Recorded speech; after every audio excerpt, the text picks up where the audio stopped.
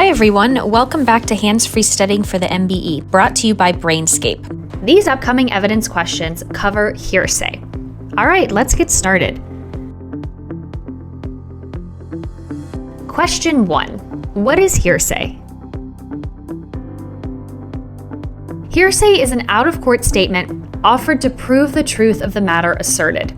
Hearsay is inadmissible unless an exception applies. Question 2. Who qualifies as a declarant for hearsay? A declarant must be a human being. Evidence from animals or machines are not considered statements for the purposes of hearsay. Question 3. What is considered a statement for hearsay purposes?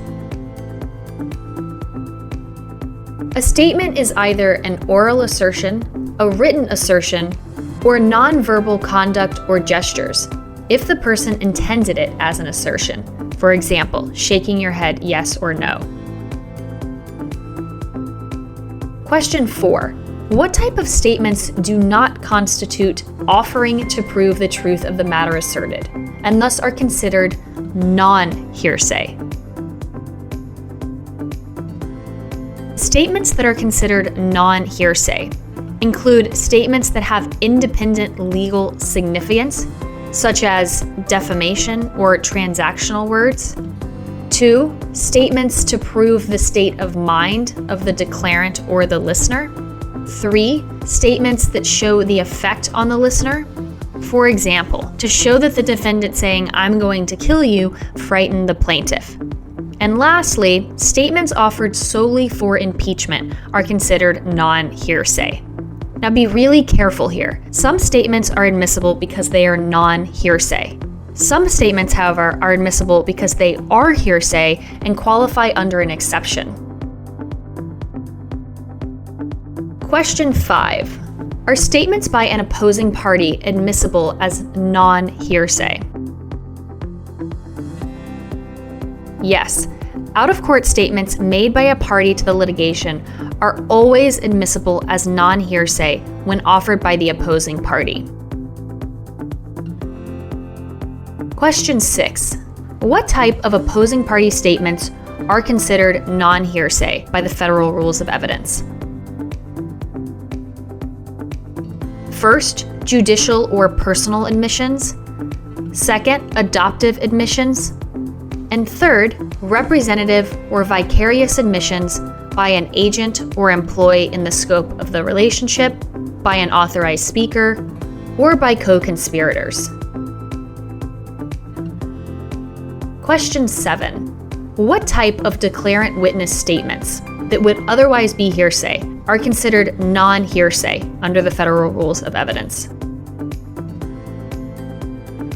There are 3. The first is prior sworn inconsistent statements. The second, prior consistent statements. And lastly, a prior identification. Remember that these are not hearsay exceptions. They're considered non-hearsay or hearsay exemptions. Question 8. What is a judicial admission? A judicial admission is a statement made by a party in the current litigation that was either made in the pleadings, during discovery, or during trial. These are admissible as non-hearsay. Question 9. What is an adoptive admission? An adoptive admission is a statement made by another person that the party adopts or agrees with.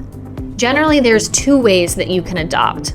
The first is expressly, meaning clear words of agreement, or you can also adopt by silence, as long as the party heard and understood the statement, a reasonable party would have denied and responded to the statement, and the party did not in fact deny or respond. Remember that failure to respond during a custodial interrogation after Miranda warnings does not constitute an adoptive admission. Question 10. What is a representative or authorized admission? also called a vicarious admission. These are statements made by another that are imputed to the party, either because the party is authorized or there's a special relationship with the speaker. There's generally three types. First are statements made by an employee agent. Second, statements made by an authorized speaker. And third, statements made by co-conspirators. And that's the end of your 10 flashcard study round. To reach full mastery, remember to study in Brainscape. Our mobile and web app uses the latest in spaced repetition techniques, allowing you to optimize your study time and track your progress down to the finest detail. But of course, when you're driving, cooking, exercising, or otherwise unable to navigate the app, be sure to keep listening to the rest of this hands-free studying playlist. No matter what subject you're learning and what method you're studying it, Brainscape helps you rise to your challenge.